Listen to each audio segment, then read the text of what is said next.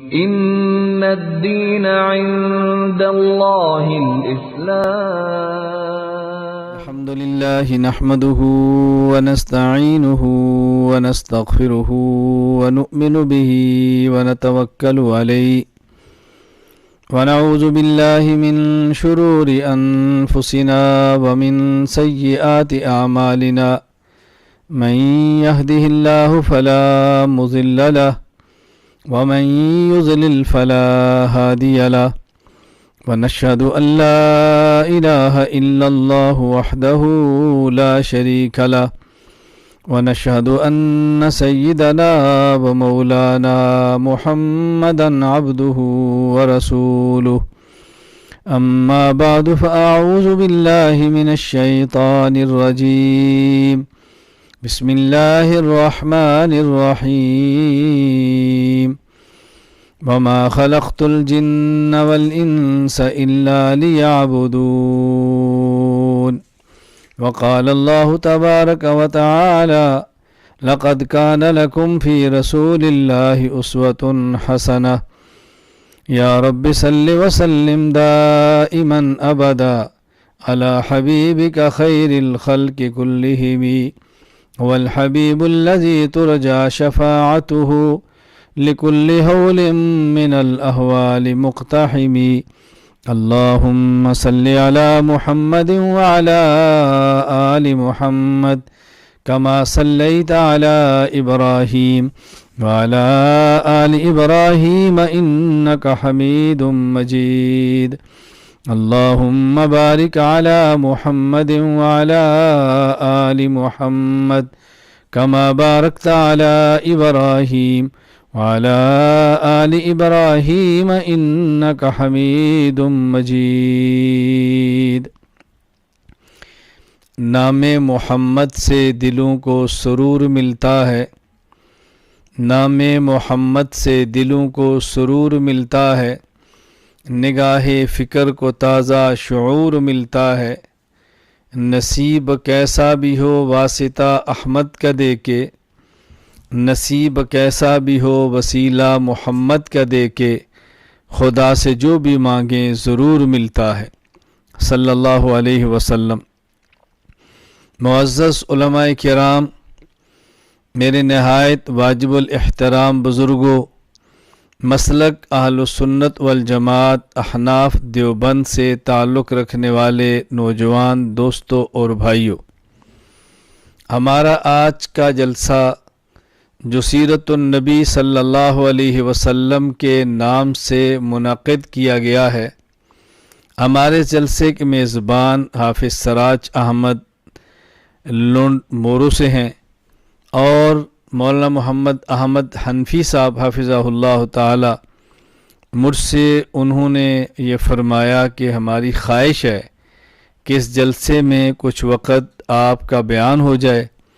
میں اس کو صادر سمجھتا ہوں، اپنی خوش قسمتی سمجھتا ہوں کہ سیرت النبی صلی اللہ علیہ وسلم کے عنوان پر ہونے والے جلسے میں میری حاضری ہو، قیامت کے دن ان لوگوں میں شمار ہو جو سرکار دو عالم صلی اللہ علیہ وسلم کا نام لیں، رسول اکرم صلی اللہ علیہ وسلم کی سیرت کو بیان کریں، آپ کی مبارک سیرت کو اختیار کریں، آپ کے مبارک نام کے، آپ کے مبارک اوصاف کے، آپ کے مبارک مقدس مشن کے تذکرے کریں۔ اللہ تعالی ہمارا یہ اجتماع اپنی دربار میں اپنے کرم سے، اپنے فضل سے قبول فرمائے۔ میں آپ کی خدمت میں گزارش کرنا چاہتا ہوں، یہ بات اچھی طرح ذہن نشین فرما لیں کہ رسول اللہ صلی اللہ علیہ وسلم کی سیرت کو منانا اہم نہیں جس قدر آپ کی سیرت کو اپنانا اہم ہے۔ سیرت پہ بولنا اور سننا اہم نہیں، سیرت کو اختیار کرنا اہم ہے۔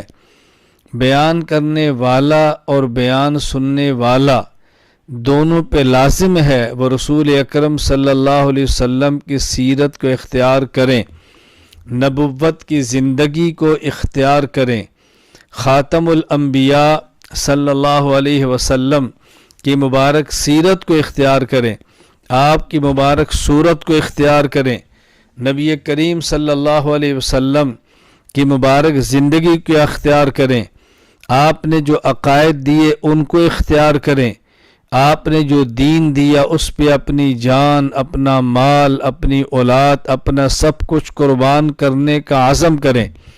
یہ اہم ترین چیز ہے۔ رسول اکرم صلی اللہ علیہ وسلم کی تعلیمات کو پڑھیں، رسول اللہ صلی اللہ علیہ وسلم کی تعلیمات کو سمجھیں، رسول اللہ صلی اللہ علیہ وسلم کی تعلیمات پر عمل کریں، رسول اللہ صلی اللہ علیہ وسلم کی تعلیمات کو عام کریں۔ علم سے زیادہ عمل کی ضرورت ہے۔ ہمارا چلنا، ہمارا پھرنا، ہمارا بولنا، ہمارا اٹھنا، ہمارا بیٹھنا یہ بتائے کہ کس نبی کی امتی ہیں، ان کے پیغمبر نے دین کیا دیا ہے۔ ہمارے بولنے سے اہم ہمارا چلنا ہے، ہمارے بولنے سے اہم ہمارا عمل کرنا ہے۔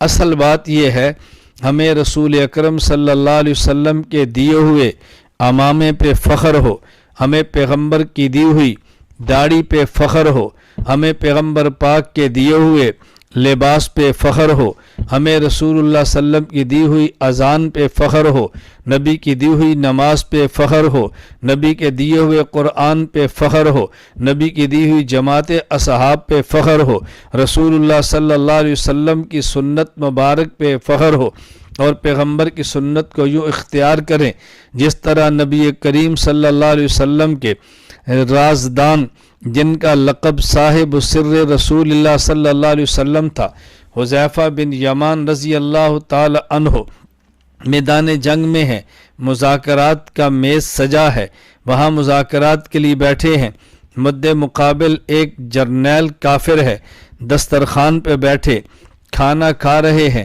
حذیفہ بن یمان کے ہاتھ سے لقمہ گر کے زمین پہ جاتا ہے، حذیفہ لقمے کو اٹھا کے صاف کر کے کھا لیتے ہیں، ساتھ بیٹھے ہوئے ایک شخص کونی مار کے یہ بات کہتے ہیں، یہ لوگ کیا کہیں گے، کھانے کا سلیقہ بھی نہیں ہے۔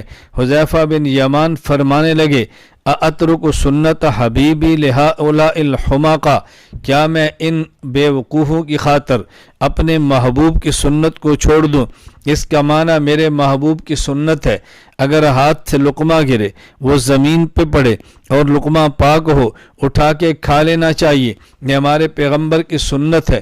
ہم نے کھانا کھایا، کھانے کے بعد اپنے ہاتھ کو دیکھیں، انگلیاں اپنے منہ میں لے کے چاٹ لیں، یہ میرے پیغمبر کی سنت ہے۔ ہم نے کھانا کھایا ہے، کھانے میں پلیٹ کو دیکھیں، اس پلیٹ کو انگلی سے صاف کر لیں، یہ میرے محبوب کی سنت ہے۔ الجھن میں کبھی مبتلا نہیں ہونا چاہیے۔ ہاتھ سے کھانا ہمارے پیغمبر پاک کی سنت ہے، اس میں آدمی کو فخر محسوس کرنا چاہیے۔ رسول اللہ صلی اللہ علیہ وسلم کا لباس ہمیں اس پہ فخر محسوس کرنا چاہیے۔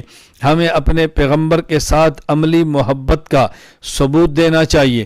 قیامت تک نبی کی سنت رہے گی، نبی کا دین رہے گا، اس دین کو اپنانے والے رہیں گے، ہمارا شمار انہی میں ہونا چاہیے۔ ایسے بدبخت بھی ہوں گے جن کے عقائد ٹھیک نہیں ہوں گے، کوئی اہل بدعت ہوں گے، کوئی اہل ضلالت، اہل الہاد ہوں گے۔ ہم دیوبند والے الہاد والے بھی نہیں ہیں، ہم دیوبند والے بدعات والے بھی نہیں ہیں، ہم دیوبند والے سنت والجماعت والے ہیں، ہم پیغمبر پاک کی اہل سنت والجماعت مبارک جماعت سے تعلق رکھتے ہیں۔ اور یہاں اس بات کو اچھی طرح سمجھ لیں، ہم دیوبند والے خود کو اہل سنت والجماعت کہتے ہیں، اہل بدعت خود کو اہل سنت وجماعت کہتے ہیں۔ ایک شخص مجھ سے یہ بات پوچھتا ہے کہ یہ بتائیے اہل سنت والجماعت ہم ہیں، اہل سنت وجماعت وہ ہیں، دونوں میں فرق کیا ہے؟ آپ دیوبند کی مساجد کو دیکھ لیجئے، اہل سنت والجماعت لکھا ہوگا، اہل بدعت کی مساجد کو دیکھیے، اہل سنت وجماعت لکھا ہوگا۔ دیوبند علماء کو سنیے، اہل سنت والجماعت کہیں گے، اہل بدعت کو دیکھیے، اہل سنت وجماعت کہیں گے۔ تاجی دونوں میں فرق کیا ہے؟ میں نے کہا جس نے کلمے کو پڑھا ہے اور کلمے کو سمجھا ہے وہ فرق بھی سمجھ سکتا ہے، کیونکہ ہمارے پیغمبر پاک کا دیا ہوا کلمہ ہے لا الہ الا اللہ محمد الرسول اللہ صلی اللہ علیہ وسلم۔ کلمے کا پہلا جز لا الہ الا اللہ ہے، اس میں لفظ الہ 2 مرتبہ آیا ہے، ایک لا کے بعد آیا ہے، ایک اللہ کے بعد آیا ہے، لیکن دونوں میں فرق کیا ہے؟ لا کے بعد آنے والا الہ اس پر الف لام نہیں ہے، اللہ کے بعد آنے والا الہ اس پہ الف لام ہے، تبھی تو اس کو الا اللہ کہتے ہیں۔ جب الہ ہو اوپر الف لام آئے تو اللہ بنتا ہے، الف لام نہ ہو تو صرف الہ بنتا ہے۔ یہ دونوں الہ میں فرق کیا ہے؟ جب لا کے بعد الہ ہے جس پر الف لام نہیں ہے، اس سے مراد خاص خدا نہیں ہے، تمام معبودان باطلہ ہیں، اور جب اللہ کے بعد الہ آیا جس پر الف لام داخل ہوا تو اللہ کہا، اس سے مراد خاص الہ ہے۔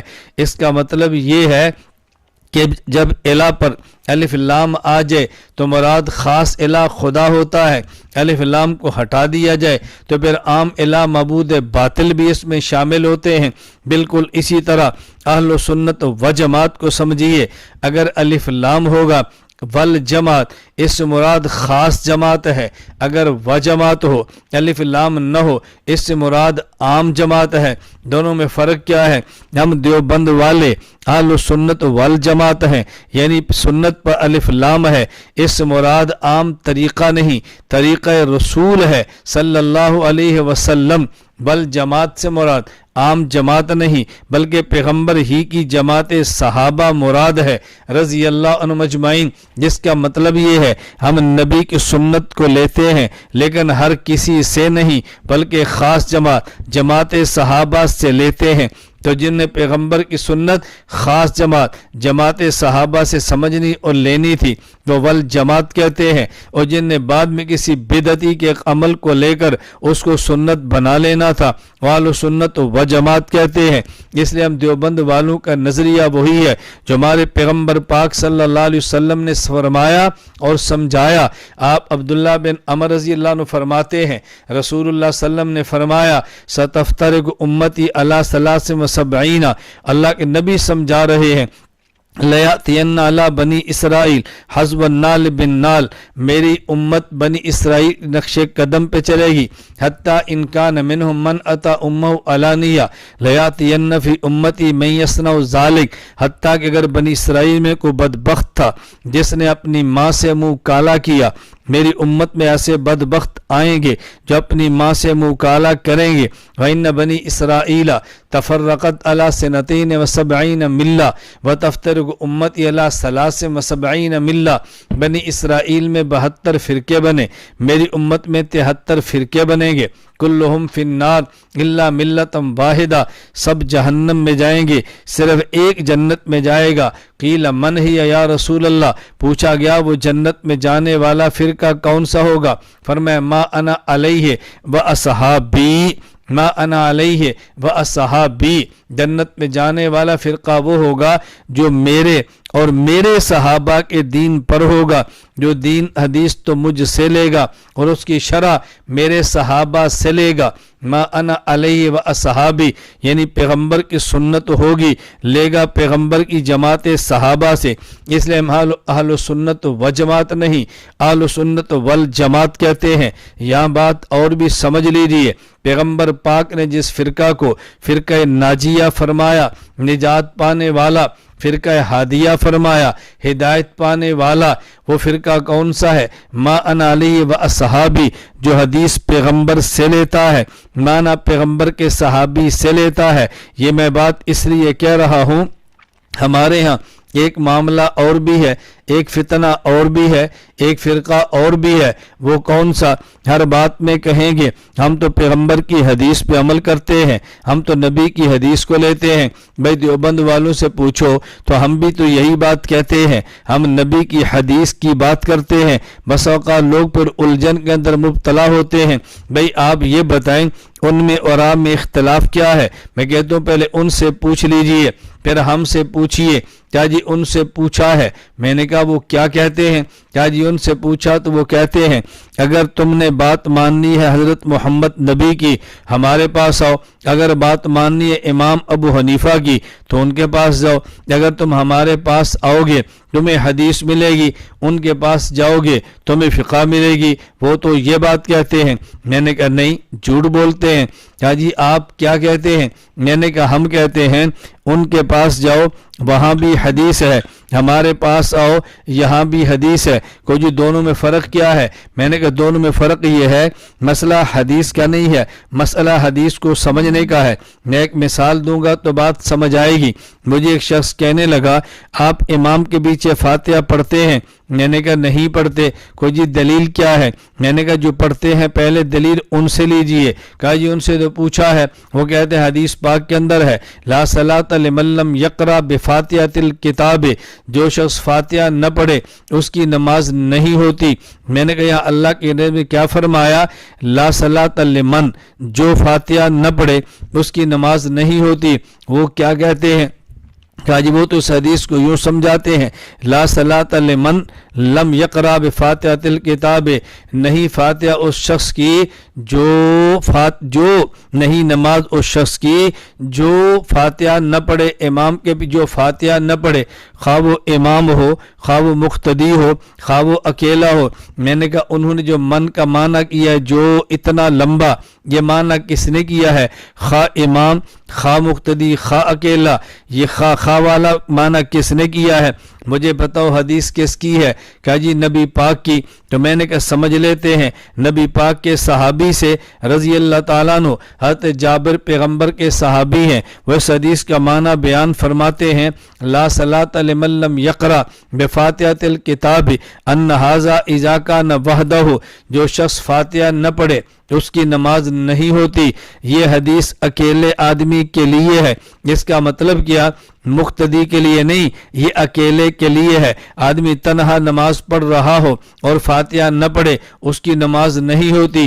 جہاں تک تعلق امام کا ہے اس کے لیے دوسری حدیث موجود، مقتدی کا ہے وہاں دوسری حدیث موجود ہے من کان لہ امام فقراءۃ الامام لہ قراءۃ، کہ جس شخص کا امام موجود ہے امام کا قرآن پڑھ لینا، یہ مقتدی کا قرآن پڑھ لینا ہے۔ امام نے پڑھا تو مقتدی نے بھی پڑھ لیا، تو مقتدی کی فاتحہ ہوگی جب امام نے پڑھ لی ہے۔ تو پیغمبر پاک کی حدیث لا صلاۃ لمن لم یقرأ بفاتحۃ الکتاب، اگر اس کا معنی صحابی سے لیں تو پھر امام کے پیچھے فاتحہ نہیں ہے، اگر اس کا معنی وہابی سے لیں تو پھر امام کے پیچھے فاتحہ موجود ہے۔ تو بھئی حدیث کی بات وہ بھی کرتے ہیں، حدیث کی بات ہم بھی کرتے ہیں۔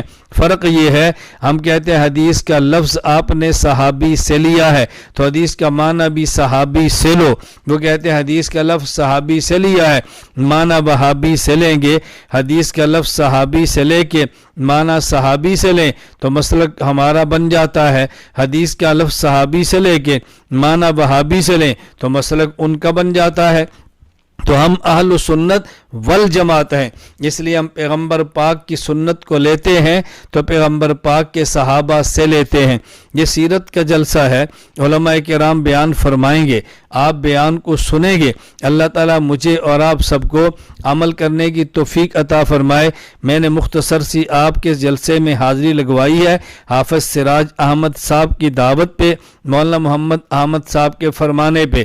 جتنے علماء کرام یہاں موجود ہیں میں علماء کرام کی قدر کرتا ہوں، عزت کرتا ہوں، محبت کی نگاہ سے دیکھتا ہوں، اور آپ سب سے گزارش کروں گا کہ سیرت کے جلسے سے سبق لے کر جاؤ۔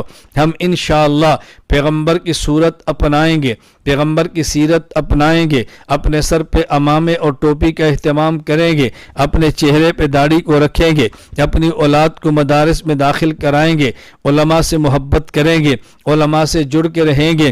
میدان علم کا ہو تب بھی علماء کے ساتھ ہیں، میدان تبلیغ کا ہو تب بھی علماء کے ساتھ ہیں، میدان خانقاہ ہو تب بھی علماء کے ساتھ ہیں، میدان سیاست کا ہو تب بھی علماء کے ساتھ ہیں۔ ہمارا مرنا اور جینا علماء کے ساتھ ہے، اٹھنا اور بیٹھنا علماء کے ساتھ ہے، سونا اور جاگنا علماء کے ساتھ ہے۔ اس لیے کہ یہ علماء پیغمبر کے وارث ہیں۔ رسول اکرم صلی اللہ علیہ وسلم نے فرمایا ان العلماء ورثۃ الانبیاء، علماء ہی صحیح معنوں میں پیغمبر کے وارث ہیں۔ اگر پیغمبر کی وراثت ملے گی تو علماء سے ملے گی، دین ملے گا تو علماء سے ملے گا، دین کے سارے شعبے ملیں گے تو علماء سے ملیں گے۔ اس لیے علماء کے ساتھ جڑ کے رہنا ہے، علماء سے تعلق مضبوط رکھنا ہے۔ اللہ مجھے بھی اور آپ سب کو بھی سنت کے مطابق زندگی گزارنے کی توفیق عطا فرمائے۔ وآخر دعوانا ان الحمد للہ رب العالمین۔ اللهم صل على سيدنا محمد، اللهم صل على سيدنا